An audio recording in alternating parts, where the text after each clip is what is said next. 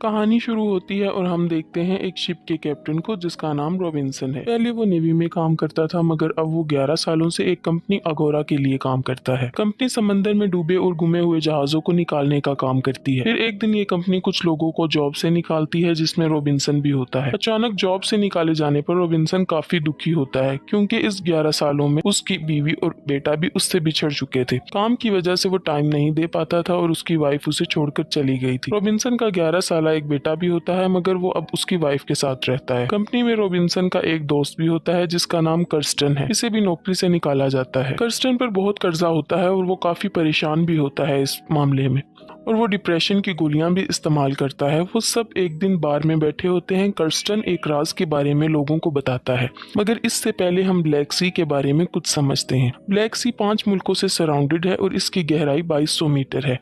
Kirsten इन्हें इस तलाश के बारे में बताता है जो अगोरा ने ब्लैक सी में की थी। 1941 में हिटलर की फौज ना अजीज मुकम्मल तौर पर तबाह हो चुकी थी। इस वक्त रूस जंग की लपेट में नहीं आया था मगर रूस को डर था कि कहीं जर्मनी रूस पर हमला न कर दे और इस बात का फायदा उठाते हुए हिटलर ने रूस से कर्जा मांग लिया 2 टन सोना। इसकी कीमत का अंदाजा खुद लगा लें। हिटलर ने रूस से एक बोट ली और इसमें सोना भरा मगर वो जहाज हिटलर तक नहीं पहुंचा, रास्ते में ही कहीं डूब गया या डुबाया गया। इस पर हिटलर ने रूस पर हमला कर दिया। इस 4 साला जंग में लाखों लोग मारे गए। इसके बाद एक ओशियानिक रिसर्चेज इंस्टीट्यूट ने एक यू बोट ढूंढ ली और दावा किया कि ये वही बोट है जिसमें स्टेलन ने सोना रखा था। अपनी इसी इंफॉर्मेशन को वो जॉर्जिया सरकार के पास ले गए और इन्हें इस यू बोट की लोकेशन दी। जॉर्जिया सरकार इस यू बोट को निकालने के लिए मान गए और 1 महीने बाद रूस और जॉर्जिया के दरमियान लड़ाई शुरू हो गई और सारी हदें पार होती चली गई।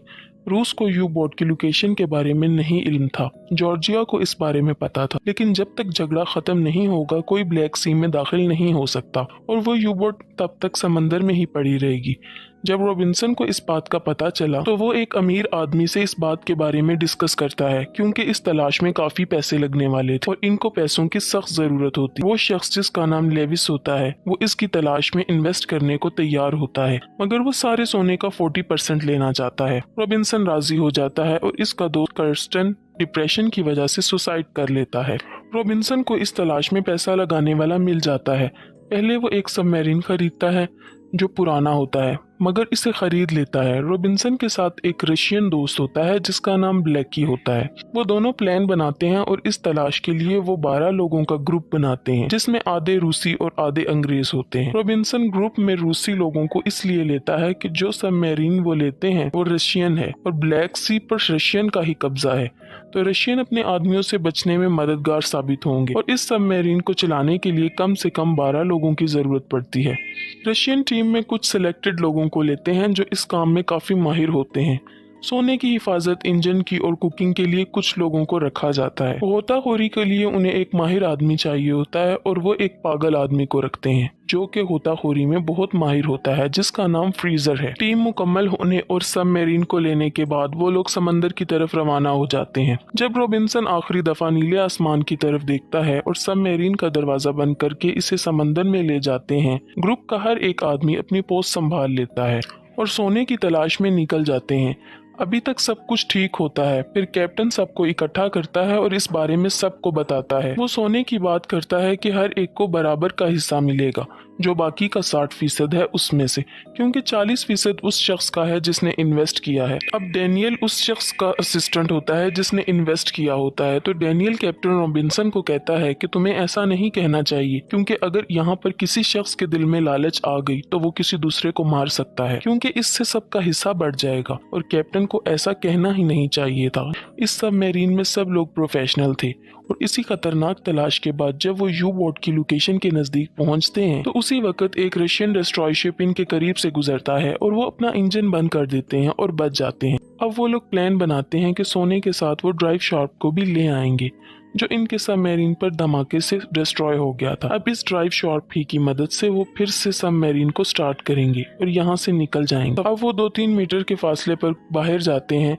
वहां पर वो यू बोट को ढूंढ लेते हैं। वो यू बोट जिसमें 2 टन सोना था वो इसके अंदर जाते हैं और ड्राइव शार्प को भी पा लेते हैं। जो ट्रॉली वो अपने साथ लाए थे वो ज्यादा वजन नहीं ले जा सकती, मतलब वो सिर्फ ड्राइव शार्प के लिए ही आए थे। मगर फ्रीजर ड्राइव शार्प के साथ इसमें सोना भी भर लेता है जिससे इस ट्रॉली का वजन काफी बढ़ जाता है। और इसे धकेलने में काफी जोर लगता है। वो इस ट्रॉली को वापस सबमरीन की तरफ ले जा रहे होते हैं, मगर रास्ते में एक बड़ा गड्ढा आ जाता है। वहाँ इनसे ट्रॉली बेकाबू हो जाती है और जो भी सोना इसमें था सब गिर जाता है। सिर्फ ड्राइव शार्प ही बचता है। फ्रीजर अब ड्राइव शार्प को लेकर आता है। सोना खो देने की वजह से सब लोग बहुत उदास होते हैं और वो सबमरीन को सतह पर ले जाने की तैयारी करते हैं। मगर यहाँ डैनियल लेविस का असिस्टेंट कैप्टन रॉबिन्सन को एक राज बताता है कि ये सब एक प्लान के तहत किया गया है। कोई अमीर शख्स लेविस है ही नहीं जिसने इसमें इन्वेस्ट किया। असल में अगोरा ने जॉर्जिया से समझौता किया था, तो वो लोग बोट को नहीं निकाल सकते, इनको खतरा है। तो अगोरा के लोगों ने ये प्लान किया था और कंपनी के सभी काबिल लोगों को निकाल दिया, जिससे तुम लोग मजबूर हो गए और पैसे और इस कंपनी से बदला लेने को तैयार हो गए। अगोरा ने कर्स्टन को $30,000 दिए ताकि तुम्हें इस कोच के लिए रजामंद कर ले और तुम आसानी से फंस गए। और जैसे ही तुम लोग सोना लेकर ऊपर जाते, अगोरा तुमसे वो सब ले लेता और तुम सबको गिरफ्तार कर लेता। ये सब सुनकर रॉबिन्सन गुस्से से पागल हो जाता है कि कंपनी इतनी जालिम भी हो सकती है। अब जो सोना गिर गया वो तो वापस नहीं आ सकता। इसके अलावा और भी सोना था जिसको वो सबमरीन में लाते हैं, जो 3 टन है।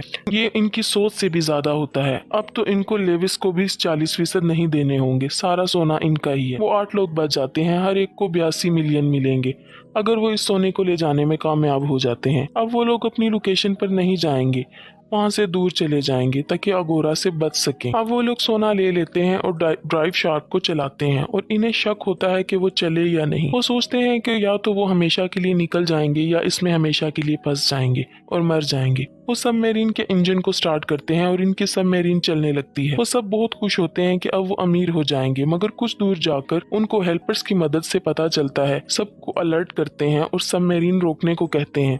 वो इसे रोकने की कोशिश करते हैं और मुश्किल से इसे रोकते हैं। मैप में कोई गड़बड़ हो जाती है और वो लोग चट्टानों में फंस जाते हैं। वो इन चट्टानों को पार कर सकते थे क्योंकि इनमें से वो 40 मिनट में से निकल सकते हैं।